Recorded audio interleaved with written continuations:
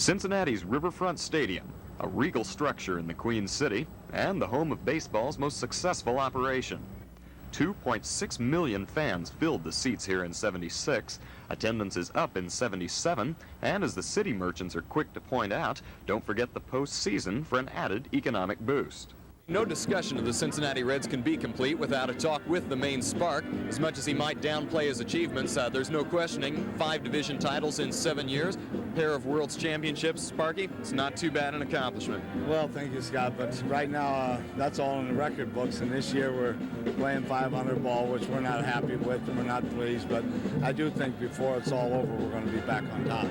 Sparky's plan to catch the Dodgers includes a policy most clubs couldn't live with. Johnny Bench will tell you, the Reds are like a family, and it pays to be the oldest son. Sparky's known as a psychologist-type manager. You've had to bail him out in the past with some of his statements. Is this all part of like a concerted team managing effort? Well, of course it is. He relies on us a lot. He lets us play, and we've always been that way since day one. Sparky is the manager, and he decides what goes on the field, and I think he's the best manager. He lets the players go, and he lets the people that have deserved special attention have that special attention. He feels like there are not just one set of rules. There are more than one set of rules. The fact that the stars do and should get special treatment, and it's not an overabundance because we ourselves, as the stars of the team, allow for it for the young players, and we've made them feel at home and feel comfortable, and they don't feel uncomfortable with the fact that the role that they have to play. A manager must serve as a psychologist to the fans, the press, the front office, and especially to the 25 players. Sparky Anderson has been a success in the standings. More than that, he's convinced his toughest critics. Well, I believe this. The players deserve the headlines, and I let the players determine if I'm as good or, as some people say, deserving of the fact to manage the world champions. I'll never say it myself. I got my own beliefs, but I don't ever say that, and I let the players speak for themselves. And I think the best compliment I've ever had said about me is in the Britannica Encyclopedia. It came out this year, and I was in there, and Joe Morgan listed me as the most valuable player on the club. And that, to me, of all my years in baseball, has been the nicest thing ever said about me. The unknown soldiers of the Cincinnati Reds take the 9th spot in the batting order. In spite of anonymity and one of the league's worst complete game records, the Reds pitching staff usually gets the last laugh. Ever since I've been in professional baseball, you never heard much about the Cincinnati Reds pitching staff. And when I came over here, was traded over here, I knew what I was getting into, you know. And I'm happy going out there and pitching. I'm not a Sandy Koufax, but I go out there and do the job. I get runs scored behind me, and I win ball games, and I'm satisfied being that way. Not everyone can be so calm this season. '76 Rookie of the Year Pat Zachary is having a tough time not believing in the sophomore jinx. I've had some elbow problems. I've had a few mental problems trying to work out some things, and I got into some bad habits throwing the ball because of I was favoring my arm a little bit in some respects, and now I've got to get out of the habits that I'd picked up, out of those bad habits, and get back into throwing the ball like I did last year. And hopefully it's not going to take all year, because I can't take much more of this. It's been a nightmare. The Reds' bullpen, usually a strong point, this year a sore spot. The relievers are led by the club's only potential free agent. I think I'm one of the best relief pitchers around, and I think I deserve to be treated that way. And the way things are going right now, it doesn't appear that way. I think our biggest fault this year, Scott, was our bullpen didn't do quite as well as we expected. And Sparky's been going a little longer with the starters, and I think it's paying off. I think that the management it's been contested, but my opinion is that I've been shelved a little bit, and I haven't been given the opportunity, and they say no. But I think I tend to not trust them now. I think they're not telling the truth. And I've had many opportunities where I could have gotten into a couple of ball games and get some work in, and I didn't get it. And I think being the only unsigned player, I don't view it as playing out an option. I just view myself as a player without a contract. Coach Shepard admits Woody Fryman is not the pitcher Don Gullett was or will be. That brings up the subject of age. Fryman, 37. Norman and Billingham, 34 apiece. Like you say, we do have a little bit of age. Certainly not that much or that bad, but we've got room. There's always room for a better pitcher, and certainly a younger pitcher, but you just can't tear us apart with, I don't think you can tear any major league club apart with a little experience pitching. You've got to have that. Scott Starks, Channel 8 News, Cincinnati.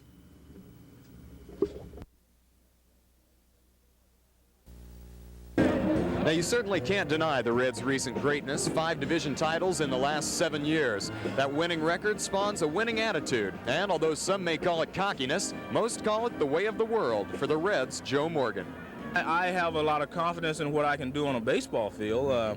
You know, like you say, people call it what you want. Some people cockiness or arrogance, whatever. You know, I don't choose to define it. I just choose to play the game the way that I know I'm supposed to. And I do have confidence that I can do certain things on a baseball field. And when I do those things, well, you know, maybe it looks like I'm a little cockier than I really am or more arrogant than I really am. But whatever the difference, it doesn't really matter to me what they say. I just go out to do my job the best I can do every day and see what happens after that. What has happened to Joe Morgan in 5 seasons plus at Riverfront includes back-to-back MVP awards and 5 consecutive All-Star Game appearances. Little Joe, just 5'7", has averaged over 20 homers a season during that stretch. He gives credit for that to a former Red slugger, Ted Kluszewski. You know, everything that I've accomplished here, he has to share in, especially offensively. We've worked real hard together, and he's given me a lot of time. And it's that thing between two people. We seem to work very well together. I understand him, he understands me, you know. And that has to be the first thing, because a lot of guys, you know, if they criticize you, some guys can't take it. In fact, last year I was hitting 340, and he was on me about letting the loop creep back in my swing, you know. And sometimes, you know, no one else could have come to me and said, when I'm hitting 340 and start telling me, hey, you need to do this or need to do that. But I know he's trying to keep me from falling into a slump or keep something else from happening later on. Injuries and a slow start at Houston will keep Joe Morgan's name off the list of baseball's career hitting leaders. That doesn't seem to bother the Reds' second baseman. One thing I want to be able to do is 20 years from now is look back and say that I got the most out of Joe Morgan, that I accomplished all I could accomplish with the ability that I had. By that I mean I don't want to look back and say, well, if I'd have worked a little harder in the batting cage, I could have hit higher. Or if I'd have worked a little harder, I would have been a little better defensively. I want to be able to look back and just say I got all I could get out of Joe Morgan. Now, if that makes me the best player in baseball, fine. If that makes me the worst, that's all I can do. I've got a certain amount of God-given talent, and I want to take advantage of that. I've seen a lot of guys look back over their career and say, if I would have done this or if I would have done that, I could have been better. And that's the one thing I don't want to happen to me. Scott Starks, Channel 8 News in Cincinnati.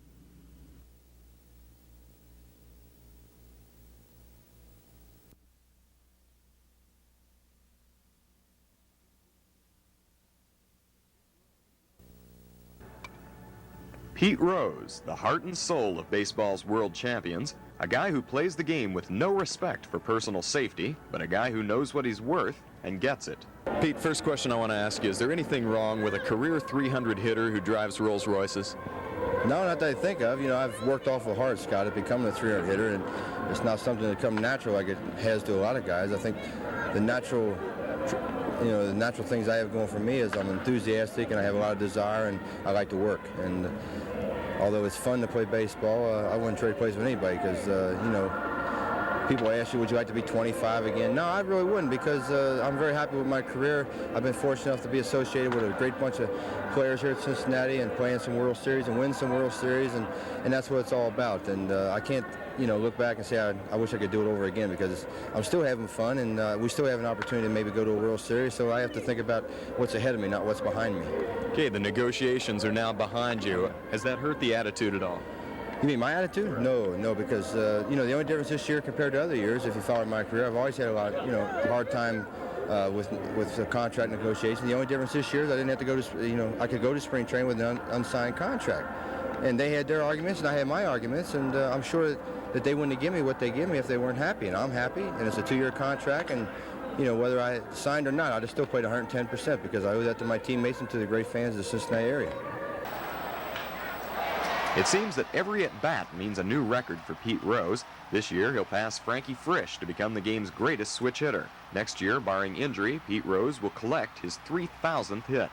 Those numbers mean a great deal to Cincy's top attraction, but Rose burns with an immediate goal. I think get back in the World Series, because one leads to another. If I can continue to hit and get on base and score runs and help win games, we'll get back into the playoffs. And the goals that come, I only got 63 hits. I need 119 for the switch hit goal, so I can't worry about that tonight because I can't get it. So, you just take things 4 at-bats every night, or maybe 5, and hope 6, because that means you got up a lot of times and you scored some runs, and just let things fall into place. Okay, 3,630 hits, the National League hit record. We might be talking about, say, a 40-year-old third baseman, a 40-year-old designated hitter, Well, perhaps. I think what will have to happen for me to do that, a lot depends on my next 3 years. You know, I haven't missed a game now in over 540 games. People ask me how long I like to play. You know, I don't look at years. I want to play as long as I can do the job. Now, whether that's 600 hits, 500 hits, 400 hits, 700 hits, 800 hits, I don't know. And, you know, I feel good. My legs are in good shape. I take care of my body. You know, I'm a young 35 years old, so who knows? And I hope the designated hitter comes in the National League so I can stay in the National League because, you know, the record, like you said, 3,600 or some is Stam usual. Right. Now, Hank Aaron has more than that, so does Ty Cobb, but they went to the American League. So we'll just have to wait and see, and I think the next 3 years are awfully important because if I can get close to 600 hits in the next 3 years, I'll have a good shot at it. And you want those 3 years to be here in Cincinnati? Oh, definitely. This is the only place to play. This is, I think when Abner Doubleday invented baseball, he should have been right here when he invented it. Scott Starks, Channel 8 News in Cincinnati.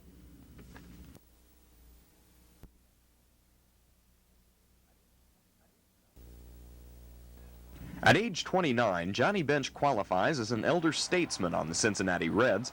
Now in his 11th season with the club, Johnny has witnessed firsthand the development of the Reds' mystique.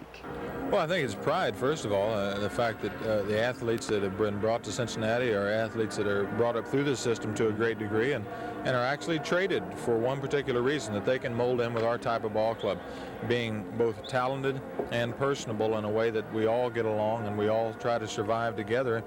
We play with a great deal of pride and enthusiasm, and I think we believe in ourselves to a great deal, and we'll instill that into the new people that come over here. Johnny Bench can be just as eloquent with his bat. Just ask the New York Yankees after last year's slugging show in the World Series. This season, Bench's annual slump came and went at an early date. Johnny now steps to the plate with typical Reds confidence. 37 RBIs right now after a very poor start, and I think things are starting to accumulate in the right fashion for me. I hope so. I feel good at the plate, and I've been concentrating a lot more with men on than with men off. I've always been guilty of that, but that comes from catching and a lot of things and mental strain, just thinking about your defense, not only your offense. So it's important for me to do well and to keep the average up, I think, for other people. And it's not so much for myself, because I can live with myself if I do everything else well. I really don't take hitting that seriously until it comes time for me to hit. And usually I'm thinking about defense so much a lot of times that it's 50-50. And I don't spend as much time offensively maybe as I should. But if I do, I feel like I'm taking something away from the rest of the club by not calling the pitches for the pitcher. The Cincinnati Reds are certainly a collection of individuals. This year, those individuals have been called fat cats, resting on the laurels earned the last 2 seasons. For Johnny Bench, there's only one way to shake that image. Success must come to the team.